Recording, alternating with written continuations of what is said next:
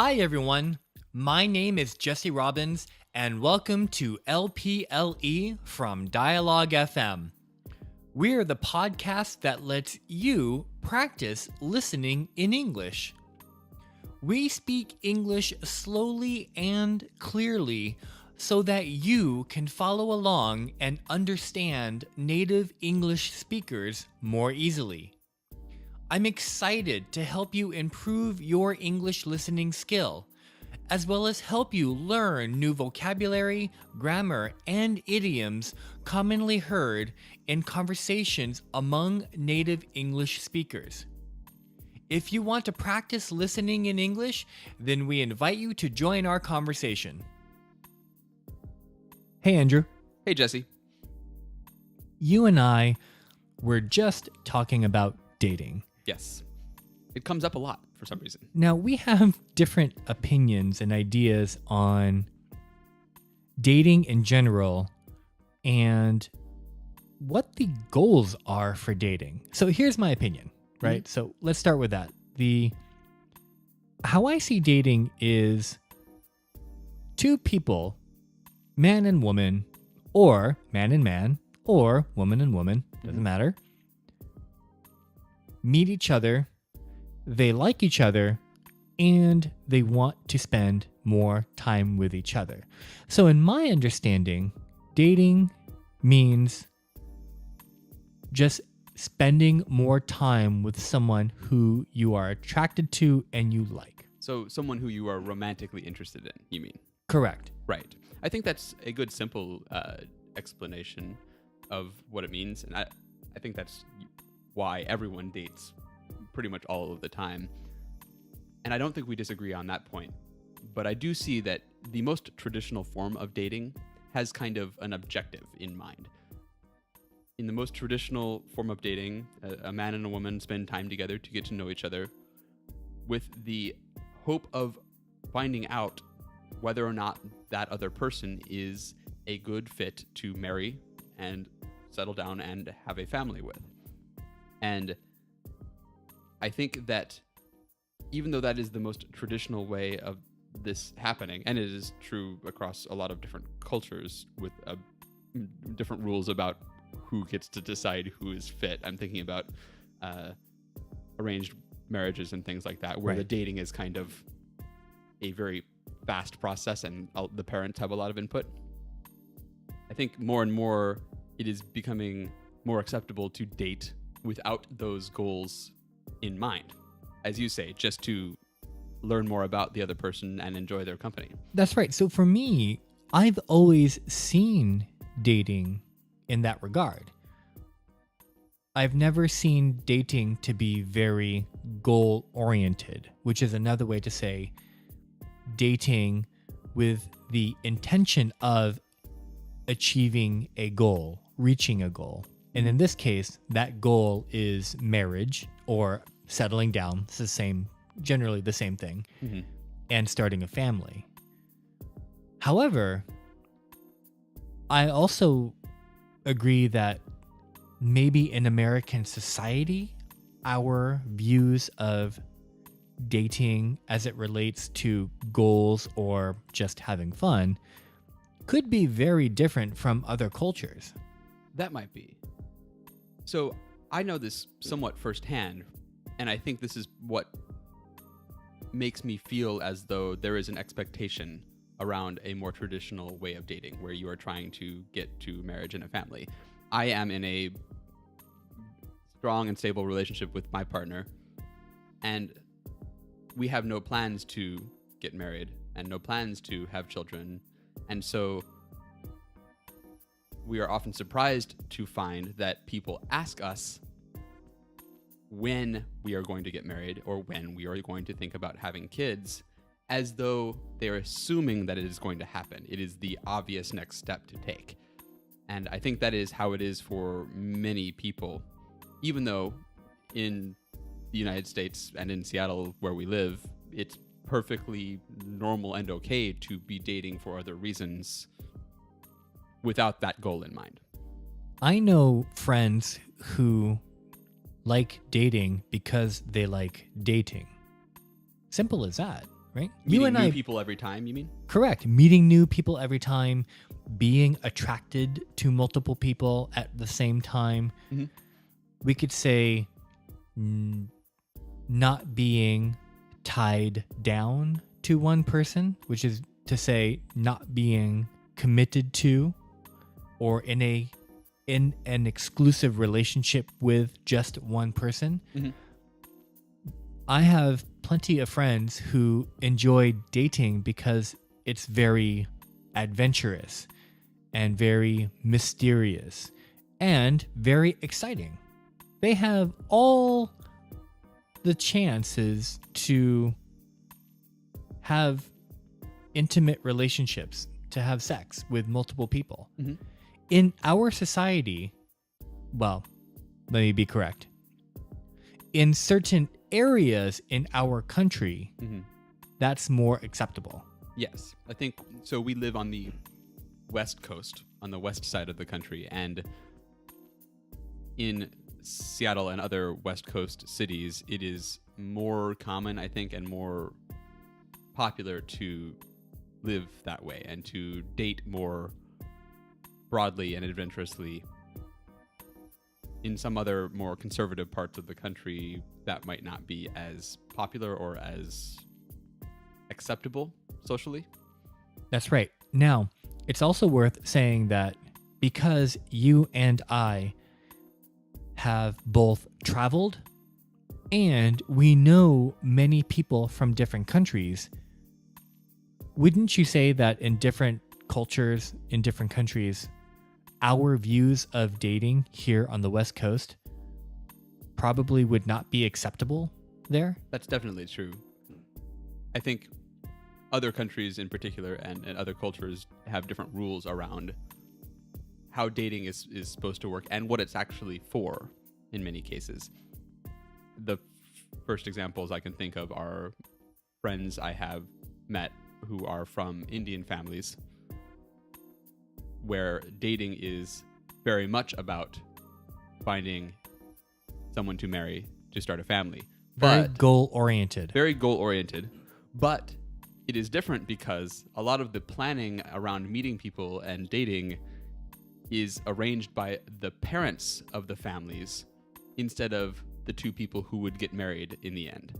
And so they only get the opportunity to meet with their potential partner a couple of times, and usually not very privately. So parents are around, other people are around. They can't get to know each other intimately as easily before marriage. However, I talked to one of my Indian friends about arranged marriages, where the parents of the man and the parents of the woman meet first to talk about introducing their children. Mm-hmm. Now, in my initial opinion, the idea of an arranged marriage sounded very scary. Yeah. Very intimidating. Clearly, that's not a part of American culture. Right. However, his counter argument, or at least his explanation to help me better understand the situation, is sometimes arranged marriages could probably be more successful than the kinds of marriages that we see here in the States. And I asked him, why? Why do you think that it's probably more successful? He goes, well, honestly, the parents are doing a lot of the information gathering for us. So, for example, without my parents, if I wanted to find a woman who was financially stable, well-educated, responsible with money, didn't have a lot of debts, was kind to animals, so on and so forth, in order for me to find that person, I would need to go on multiple dates and meet multiple people. And that could probably be very tiresome. However, if my parents are doing the work for me, then that's probably easier on my life. So remember how you and I like to talk about career development and phone screen interviews. Oh, right. It is kind of an interview, the dating process, isn't it? His parents are practically doing the phone screen interviews. His parents are interviewing the parents of the daughter or son, but basically they're doing a lot of the important information collection first, so that when you meet somebody, there's a good probability that that person is a good fit. They're filtering for you and making it more likely that you're going to be actually meeting with people who you have a personal connection or interest with. I do think, though, that, and for terminology's sake, we're talking about arranged marriages when we're talking about the parents helping find people. We talk about love marriages being ones that are from people who found each other naturally. I think the marriage that results from an arranged marriage has different expectations and different outcomes probably than a love marriage, because by entering into the marriage by that external process where other people are deciding for you, mostly, you have less information going in, and so your connection to that person is less intimate when you start. It may grow into something, but you don't have the opportunity to build that intimacy in your relationship before making the decision to move on in your relationship. What I'd like to do is interview one of our friends who has entered into a marriage that was arranged by his family. I would love to get his perspective to see how he fell in love with his current wife, and at what point in their meeting did he fall in love. Right. Sometimes it's hard for us to look at our history and point to a day on our calendar and say, this was the day I fell in love. Right. However, because the time period for a man and a woman to get to know each other before they get married in an arranged marriage is small or shorter, maybe they can point to a day and say, yeah, this is the day we decided we love each other. Right. It would be interesting to hear the other perspective. I would love to have that conversation. Now, I'm thinking about my friends in Vietnam. So I have more female friends in Vietnam than I do male friends in Vietnam. So another way to say that is a majority of my friends in Vietnam are female. For me, coming from Seattle, Washington, a very liberal and generally speaking, a more open-minded area in America, I like to encourage my male friends and female friends to have multiple relationships at the same time before they get married. Date multiple people at the same time, you mean? Exactly. Date multiple people. Have fun. It seems like if you're younger, you have more opportunity to learn about yourself from those experiences. Right. Right. I would agree. Now, here's a question. When you were younger, did young Andrew date multiple people at the same time? At various points, yeah. I think before relationships get serious, when you're just getting to know people, you don't know whether things are going to progress or become more intimate or just go away. And so you kind of plan around meeting lots of different people, as many as you can, to find the ones that you like, that you want to spend more time with, and come back to multiple dates and so on and so forth. For whatever reason, I am surprised. Really? Yeah. You thought I was a serial monogamist? Is that what? Well, serial monogamist means you date one person only, but after you date one person and you break up, then you have another relationship with somebody, and then you break up, and then you have another one at a time. One at a time, exactly. I don't know why that surprises me. It just does. For me, I could not do it. Really? Okay. Yeah, I was, as you use the word, a serial monogamist, where I could only date one person at a time. I think if it depends on what your circumstances are, right? If you are in a situation where you are meeting a lot of new people a lot of the time, it is easier to want to start dating those people to find out if they are interesting to you and you're interesting to them. And if you have multiple opportunities at the same time, that naturally leads to you dating multiple people at the same time. I think if you find someone you're interested in and they're interested in you at the same time, things might progress and become more intimate faster, and you are no longer interested in meeting other people until that stops working for you and you are now looking again. So I think it may just be circumstances. It might just be coincidence that you find yourself in one situation or another. Now, unfortunately, in different societies, well, I say unfortunately, that's my personal opinion. Mm-hmm. Unfortunately, in different societies, it is okay for the men to date multiple people at the same time. However, it's very bad if a woman dates multiple people at the same time. Interesting.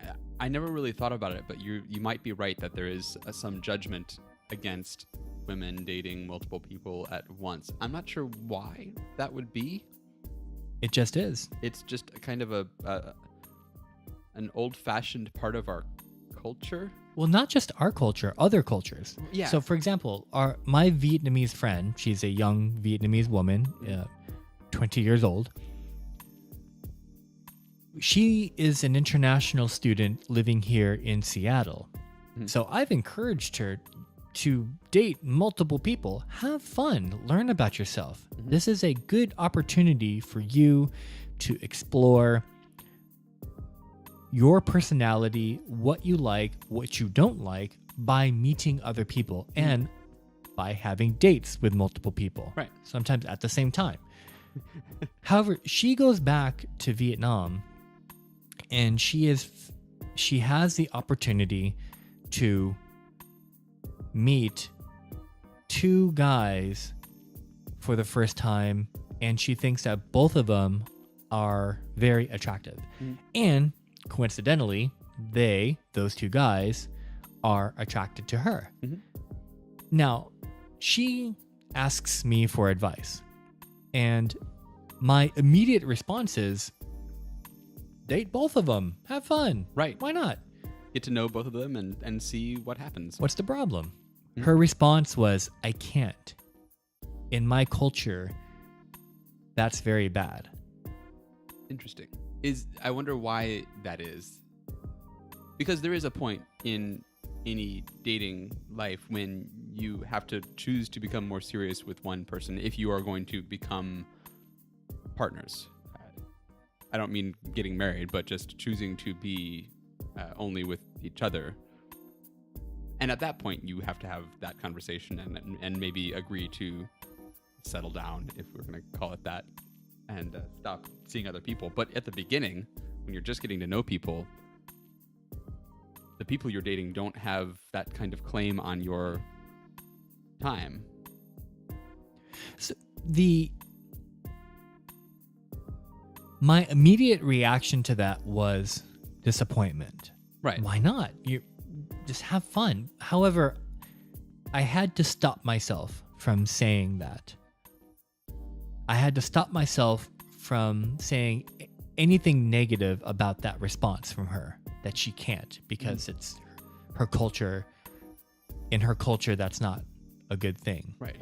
I had to stop myself because I also have to respect that different cultures and different societies think about things differently from me.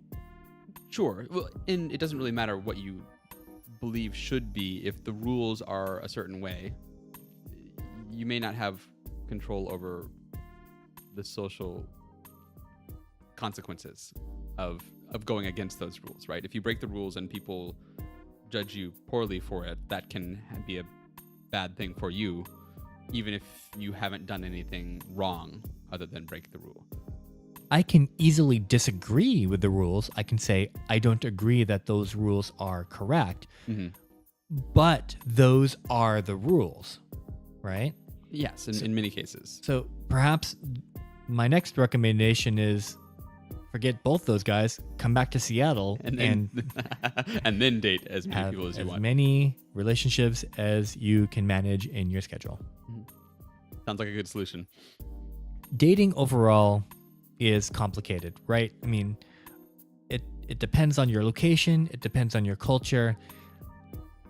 If you are an international student coming to America, I can see that our dating culture could probably be a culture shock to you, A bit of surprise, yeah. right? The rules are different. yeah, let's say that you're a man and you come from a culture where women only date one person and it's very goal oriented and you're thinking about marriage, and you find out that the woman who is a local person to Seattle likes to have multiple dates. You might think that this woman is a very bad woman. No, she's not a bad woman. She's just being a part of our American culture, playing by our American dating rules. Agreed. And it's true about that, and it's true about other things like who pays for dinner at a date or who asks whom out. That's right. All of these things are pretty open, at least in Seattle where we are. Women can ask men out, men can ask men out. All is okay. And the two people on the date get to decide who pays for the meal and who plans where they go and everything in between. I highly recommend that if you go to another area, another country, and you are interested in dating somebody, do your research, right? Go online and look at the cultural rules. We can also say cultural norms when it comes to dating. People have done so much research on this topic that you can find dating rules in Japan, Vietnam, France, Brazil. That way you can begin your dating process with a better understanding of other people. It'll make you look better too. So that's right. Also, you can ask your friends, make new friends and say, "Hey, Andrew, I'm new to America. I'm interested in dating American girls. Do you have any advice? Anything I should keep in mind?" If I ask you that question, what would you say? Download Tinder.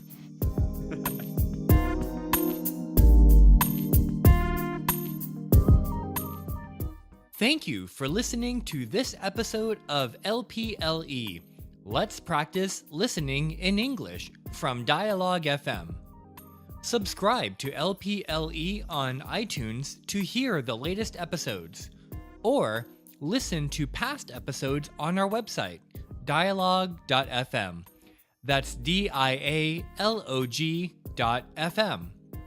If you have questions or comments about English, or if you would like for us to use a word, grammar, or idiom in our conversation so you can learn how to use it correctly, we would love to hear from you on Twitter at dialogue.fm or Facebook at facebook.com/dialoguefm.